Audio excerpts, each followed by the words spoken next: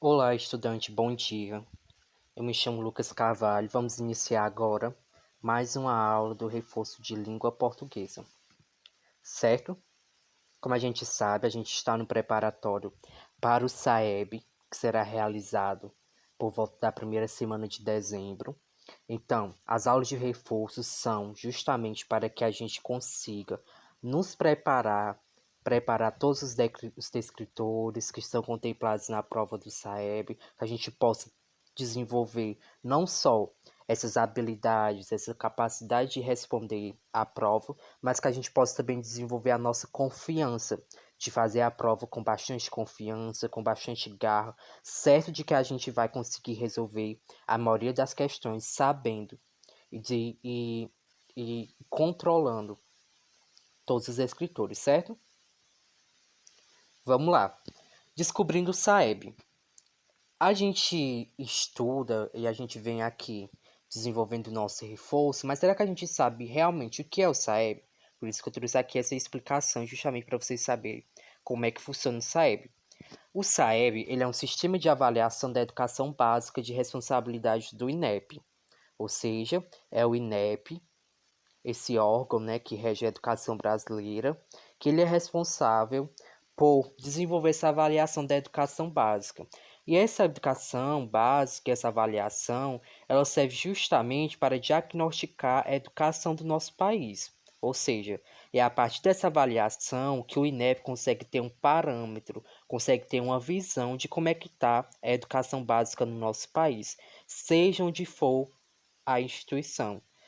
O SAEB serve justamente para a gente saber como é que está sendo desenvolvido o ensino, a educação, as práticas em todas as escolas do país, sem distinção, sem uma escola ser maior contemplada ou menor contemplada, é um parâmetro geral do país. Como é que a gente consegue fazer isso, né? É através das avaliações externas, que é justamente a provinha do SAEB, que é uma prova igual para todos do país. Então, por que a gente deve fazer o SAEB, né? A gente se pergunta por que fazer o SAEB.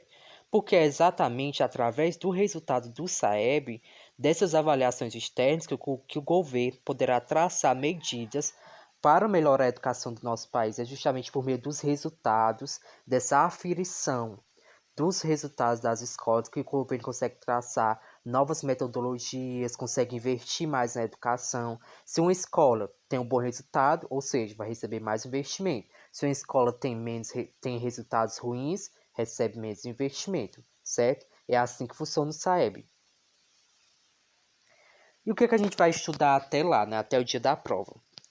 É importantíssimo a gente saber que até o dia do SAEB a gente vai estudar descritores. E os que são os descritores, né?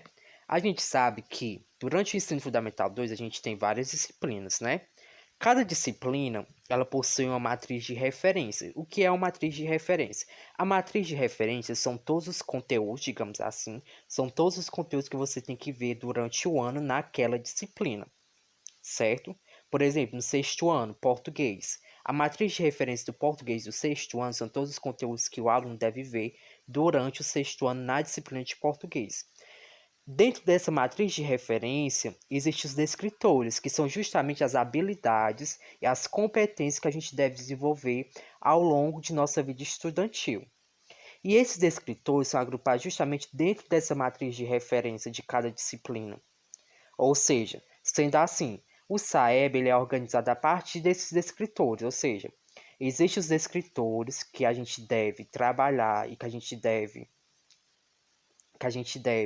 desenvolver ao longo desse período de reforço, e esses descritores estão dentro da matriz de referência de língua portuguesa do nono ano, certo? São esses descritores, são esses conteúdos que irão cair na provinha.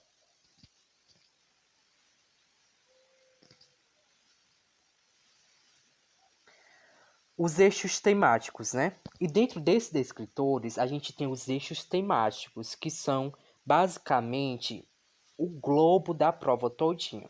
Dentro de cada eixo temático tem os descritores propriamente ditos. Por exemplo, durante esse período de reforço, a gente vai estudar os procedimentos de leitura, a compreensão de textos, a relação entre textos, coerência e coesão, recursos linguísticos, variação linguística. Mas aí você deve se perguntar, o que é isso? O que são eixos temáticos, né? A gente vai estudar detalhadamente cada eixo temático. Mas o que vocês precisam saber agora, que cada eixo temático, ele reserva vários descritores. Por exemplo, procedimentos de leitura. Dentro de procedimentos de leitura existe uma quantidade de descritores. Compreensão de textos, outros descritores. Relações entre textos, outros descritores. Ou seja, cada eixo temático possui alguns dos descritores que a gente vai trabalhar ao decorrer dos nossos encontros, certo? Aí você deve se perguntar, como é que eu faço para me desenvolver, como é que eu faço para me preparar para essa prova? É crucial que vocês tenham uma rotina de estudos. Uma rotina de estudos, ela é fundamental para que a gente possa alcançar não só os nossos objetivos pessoais, mas também os objetivos da escola, para que a gente consiga ser um bom estudante, para que a gente consiga ter uma rotina saudável de estudos, com base na sua realidade, com base nos seus limites, com base naquilo que você tem hoje. Vamos lá. Para a gente falar um pouco sobre rotina de estudos, eu trouxe aqui uma frase de Augusto Cury, onde ele diz assim: um ladrão rouba um tesouro, mas não furta a inteligência. Uma crise destrói uma herança, mas não uma profissão. Não importa se você tem dinheiro, você é uma pessoa rica, pois possui o maior de todos os capitais, sua inteligência. Invista nela, estude. E é justamente em cima dessa frase que a gente deve refletir justamente a nossa importância enquanto estudante e a importância da gente estudar, da gente manter uma rotina de estudo, da gente ter responsabilidade com as disciplinas, com as provas, com as atividades, principalmente nesse contexto remoto de pandemia. A pandemia ela veio para justamente a gente olhar para si mesmo e se perguntar: qual é o meu papel de estudante? O que eu devo fazer como estudante? É justamente esse papel de eu ter responsabilidade de acompanhar as aulas, de acompanhar as atividades, de eu realizar as atividades. Porque eu, enquanto estudante, eu sou o principal responsável da minha vida estudantil, da minha vida como um todo, não só como estudantil. E é justamente em cima disso. Um ladrão que rouba um tesouro, ele não furta a inteligência. Uma crise, ela pode destruir a herança, mas não destrói a profissão. O maior tesouro, o maior de todos os capitais que a gente tem é a nossa inteligência. E é justamente por isso que a gente deve investir nela, se preparar. E é durante esse período de reforço, de preparação para o CEP, que a gente vai investir na nossa educação, investir na nossa inteligência. A gente vai se esforçar ao máximo. E para isso, eu conto com a dedicação de vocês.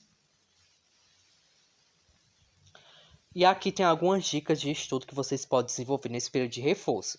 A gente deve ter o quê? Uma rotina de estudos, criar um calendário, um cronograma, onde você contempla a sua rotina de estudos. O que seria isso, né? É justamente você ter uma rotina, por exemplo.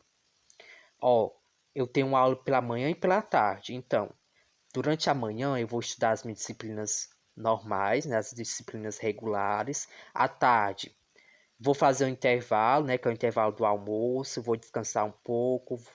Depois eu vou retornar para o reforço, 1 hora da tarde, vou fazer as atividades de reforço. Se eu terminar a atividade de reforço logo, vou fazer as atividades das disciplinas regulares, vou estudar um pouco, vou revisar o conteúdo e à noite eu posso o quê? Posso revisar um conteúdo, posso estudar para uma prova, posso ler um livro.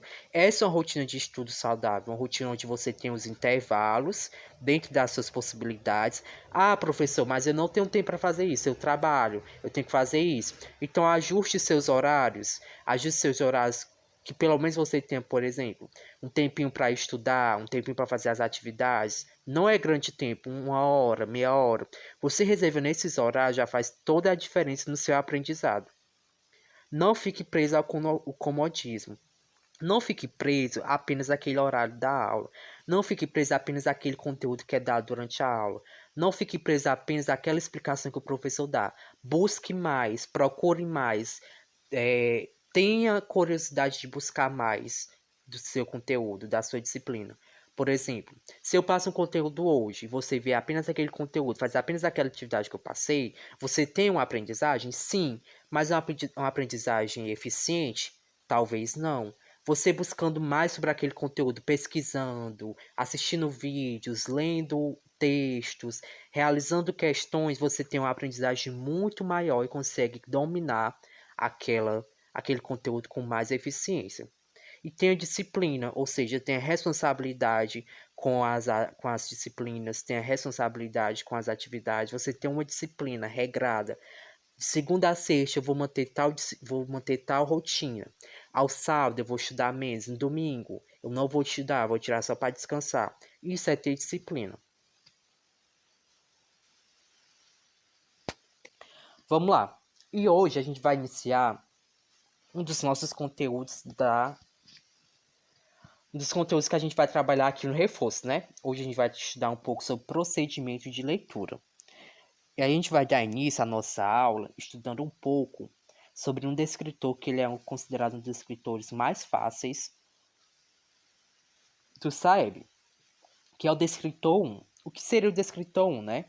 O descritor 1 é basicamente localizar informações explícitas em um texto. Mas aí a gente se pergunta, o que é localizar e o que é algo explícito? Vamos lá para o significado de cada uma dessas palavras. Localizar quer dizer justamente determinar o local onde se encontra uma pessoa ou coisa, ou onde se origina. Ou seja, quando eu localizo, eu determino um local onde está determinada coisa ou pessoa. Eu estou o quê? Determinando onde se encontra aquela coisa. Qual é o local exato onde ela está. Ou eu consigo localizar no sentido de conseguir identificar, no sentido de conseguir marcar onde determinada coisa está, certo? E algo que está explícito é algo que está claro, está explicado sem ambiguidade, algo que está realmente claro no texto, algo que está compreensível, que você consegue identificar de maneira bem rápida, fácil. Não é algo, por exemplo, que você lê um texto, certo? Por exemplo, eu leio um texto e o professor mandou eu buscar algo num texto, mas eu não consigo identificar. Por exemplo, vamos imaginar um texto onde tem a data que fulano nasceu, certo? E eu digo assim, em que ano fulano nasceu? Você vai lá no texto e localiza essa informação, ou seja, você determina qual é o local dessa informação. E essa informação está de que maneira? Ela está explícita, porque lá no texto tem a data que fulano nasceu, não é? Isso é localizar informações explícitas, mas muitas vezes o texto pode trazer, ou a questão pode trazer, informações implícitas, e que eu devo localizar também essas informações, só porque, por exemplo, no texto diz que em tal século foi a Revolução Industrial. Se o texto não diz o século que foi, a informação está o quê? Implícita, não está explícita, porque o texto não traz a informação, o século exato onde foi a Revolução Industrial. Mas, ao ler o texto e ao ler o texto e ter uma compreensão total do texto, eu vou saber qual século, porque a informação não está implícita, mas eu consigo localizar a informação, certo? Mas vamos lá, para o nosso descritor 1, localizar informações explícitas em um texto. Ou seja, você localiza, determina o local onde se encontra determinada informação e essa informação está explícita, está clara no texto. Para a gente entender melhor, vamos lá. O que é que esse descritor pede da gente, né? O descritor ele pretende avaliar a habilidade do aluno em localizar uma informação que pode estar expressa literalmente ou se manifestar por meio de uma paráfrase. E o que é uma paráfrase? Uma paráfrase é justamente uma construção verbal, ou seja, uma construção textual. O que é uma paráfrase, né? Uma paráfrase, por exemplo, imagine que eu estou trabalhando com vocês um poema. E nesse poema tem determinado enunciado, tem uma frase bem longa, 2 versos. E a questão é justamente sobre esses 2 versos. Ou seja, a questão está trabalhando em cima de uma paráfrase verbal, né? Está trabalhando uma frase, ou um período, ou uma oração. Desse modo, as atividades devem orientar o aluno a seguir as pistas dadas pelo próprio texto e localizar exatamente a informação solicitada, ou seja, as questões que exigem o descritor 1, que é informação explícita no texto, as pistas elas são dadas no próprio texto, a resposta está no próprio texto. Então, o que é que eu devo fazer para localizar essa informação? Eu devo buscar, devo localizar. eu devo ir no texto, localizar a informação que está sendo solicitada na questão. É a partir disso que vocês vão conseguir dominar essa habilidade. Vamos lá praticar. Nesse pequeno poema, cujo título é assim: Rondó do Capitão. Bam balalão, senhor capitão, tirai este peso do meu coração. Não é de tristeza, não é de aflição, é só de esperança, senhor capitão. Ou seja, a gente tem um poema aí bem curto, né? A gente percebe que esse poema está estruturado por meio de versos, é apenas uma estrofe. Esse poema tem rimas? Tem. Por exemplo, balalão, capitão, coração, aflição. Certo? A gente percebe que tem rima esse poema, não tem? Vamos lá para a questão. Leia novamente o terceiro verso. Qual é o terceiro verso? Tirar este peso. O peso que deverá ser tirado é o peso do quê? Vamos lá, voltar para o poema. Ele diz assim: tirar este peso do meu coração. Mas que peso é esse? Ele quer que determinado peso seja tirado do coração dele. Aí ele vai seguindo o quê? Ele vai dizer o quê?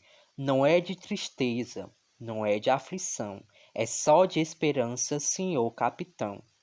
Ou seja, o peso que deverá ser tirado é do quê? Da aflição? Será? Ele diz o que no verso? Diz, não é de aflição. Ele está dizendo o quê? Uma negativa. Ele está negando que o peso que deverá ser tirado das costas dele, do coração dele, aliás, não é de aflição, porque ele diz, não é de aflição. É de desalento? Também não.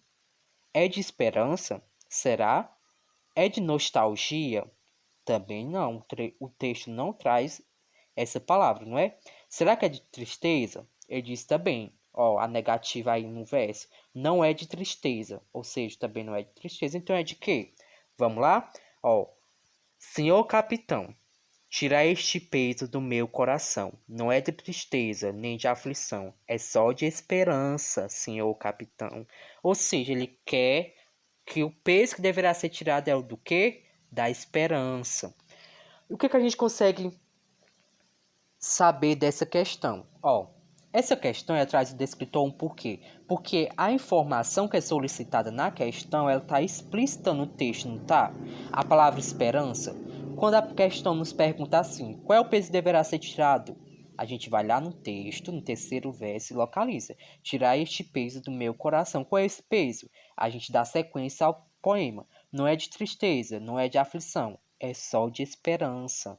Ou seja, a palavra esperança, a informação que a questão está solicitando, ela está explícita no texto, ela está clara, está lá no texto. Eu não preciso ir em outro lugar, eu não preciso pensar muito para poder responder a questão. Eu só preciso ir lá no texto e localizar a informação que está sendo solicitada, certo? E é isso que a gente deve fazer no descritor 1, localizar a informação com clareza. Vamos lá para esse textinho. 5 minutos. Assim ficamos muito tempo imóveis. Ela, com a fronte apunhada sobre meu peito, eu, sobre a impressão triste de suas palavras. Por fim ergueu a cabeça e, recobrando a sua serenidade, disse-me com um tom doce e melancólico: Não pensas que é melhor esquecer do que amar assim? Não. Amar, sentir-se amado é sempre um grande consolo para a desgraça. O que é triste, o que é cruel, não é essa viuvez da alma separada de sua irmã. Não. Aí há um sentimento que vive, apesar da morte, apesar do tempo. É sim esse vácuo do coração que não tem uma afeição no mundo, que se passa como um estranho por entre os prazeres que o cercam. Que santo amor, meu Deus! Era assim que eu sonhava ser amada. E impedias que eu te esquecesse. Não, não, ama-me. Quero que me ame, ao menos. Não me fugirás mais? Não. Vamos lá. Esse texto a gente percebe que é um texto que fala sobre sentimentos, né? A gente percebe aí que tem aí um casal, né? Um casal que está aí num diálogo, está conversando sobre seus sentimentos e ela questiona: se ele não esquecerá do amor por ela, e ele faz toda uma declaração dizendo que o amor é triste, o amor é cruel, mas mesmo assim, apesar de todas as coisas, ele ama ela, e que o sentimento que ele sente é justamente esse vácuo do coração, que não tem uma afeição no mundo, que se passa como estranho por entre os prazeres que o cercam. E ela exclama com muita alegria: que santo amor, meu Deus! Era assim que eu sonhava ser amada. Se eu solicitar uma informação do texto, por exemplo, vamos lá, uma questão que eu dissesse assim. Em determinado verso, vamos lá, na linha.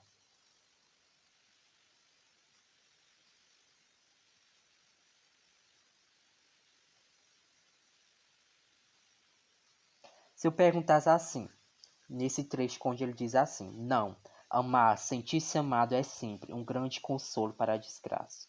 O que é triste, o que é cruel, não é essa viuvez da alma separada de sua irmã. Eu perguntasse assim: quando o lírico diz, não é essa viuvez da alma separada de sua irmã, ao que ele está se referindo? Essa informação, essa pergunta, vamos lá, vou repetir a pergunta. Ó. Quando o autor desse texto ele pergunta assim, não é essa viuvez da alma separada de sua irmã, a quem ele está se remetendo? Ao que? Ele está se remetendo ao quê? Ao que é triste, o que é cruel. O que é triste e o que é cruel não é essa viuvez da alma separada de sua irmã. Ou seja, a questão, a informação que eu estou solicitando para vocês está aí no texto, está claro, é só você localizar. Se eu utilizo o trecho, não é essa viuvez da alma separada de sua irmã. Então o que é? Não é o que? Não é o que é triste, não é o que é cruel. Certo? Vamos lá. Para que seja possível compreender o que vem a ser a informação explícita em um texto, é preciso a gente compreender também o que é a linguagem verbal. Ela é polissêmica. E o que é algo polissêmico? Polissêmico é, quando eu digo que a linguagem ela é polissêmica, é porque a linguagem ela tem vários sentidos, ela tem vários significados. Aquilo que eu leio para vocês, ele tem diferentes sentidos. Por exemplo, eu posso ler um texto que para mim ele tem um significado, mas para você ele vai ter outro significado, ele vai ter outro sentido. Ou seja, a linguagem ela é polissêmica, ela tem múltiplos sentidos, múltiplos significados. O mesmo enunciado ele pode assumir diferentes sentidos em diferentes contextos, e diferentes leitores podem atribuir sentidos distintos a um texto. Vamos lá para uma situação bem simples. Por exemplo, imagine uma sala de aula, né? Nessa sala de aula, o aluno levanta a mão e diz assim: professora, que horas são? E a professora responde. A professora olha para o relógio, localiza o horário, identifica que horário é e diz assim: podem guardar o material, pessoal. A professora diz que hora era? Que hora era? Não. Mas a informação que ele solicitou, professora, que horas são? Foi respondida? Foi. Sabe por quê? Porque quando ele perguntou que horas são, ele não queria saber necessariamente o horário. Ele queria saber o quê? Se já estava no momento de eles irem embora, no momento de finalizar a aula. Ou seja, quando a professora responde, podem guardar o material, pessoal, ela está respondendo de uma maneira implícita o questionamento, a informação que o aluno solicitou. Ou seja, aqui é um claro exemplo onde a gente percebe que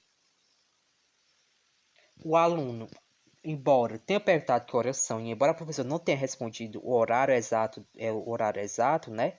Mas ela respondeu de uma maneira implícita. Não estava claro o horário da aula. Não estava claro que horas era naquele momento. Mas, a partir do que o aluno solicitou, a professora respondeu.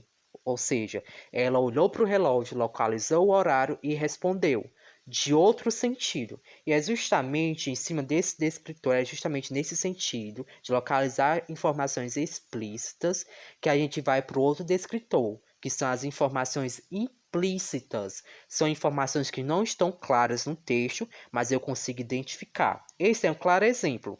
o aluno solicitou uma informação explícita, mas ela deu uma informação implícita, ela não deu o horário, mas deu uma informação que tem o mesmo sentido e o mesmo significado, que seria o quê? Podem guardar o material, pessoal, porque o aluno vai identificar, por meio dessa informação implícita, que não é o horário, que não é um horário em si, mas por meio dessa informação implícita, ele vai conseguir abstrair, vai conseguir identificar que está no horário de ir para casa, finalizar a aula. Ou seja, podemos dizer então que o sentido de um texto ele é constituído tanto por informações que são apresentadas explicitamente na superfície ou linearidade do texto, quanto por outras que se encontram implícitas, ou seja, esse descritor que a gente está trabalhando aqui é justamente o descritor, onde reúne informações explícitas e implícitas. O que é explícita? Recapitulando, a explícita é que está no texto, que eu só preciso localizar. A resposta está no texto, eu só preciso localizar onde ela está, determinar onde está a resposta. A informação implícita, eu preciso ler o texto todinho, preciso compreender o texto para que eu possa abstrair a informação. A informação não está clara lá, por exemplo, não está lá o horário onde termina a aula. Lá só vai ter o quê? Podem guardar material, pessoal. Mas sabendo que essa frase, podem guardar material pessoal, eu vou conseguir identificar o horário que termina a aula. Não está lá no texto o horário que termina a aula. Mas a partir dessa frase dessa professora, eu consigo identificar que horário termina a aula. Certo? E a nossa aula foi basicamente sobre isso. Agora vocês vão realizar a atividade que eu vou encaminhar no grupo, certo? Qualquer dúvida, qualquer questionamento, só me procurar. Até a próxima aula.